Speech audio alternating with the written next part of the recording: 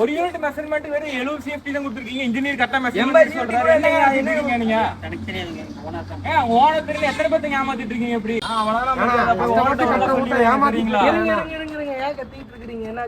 அளவு ரொம்ப கம்மியா போட்டுட்டு இருக்காங்க. அவ்வளவுதான பிரச்சனை. நான் ஒரு இடத்துக்கு கூட்டிட்டு போறேன் வாங்க. அப்படிங்களா?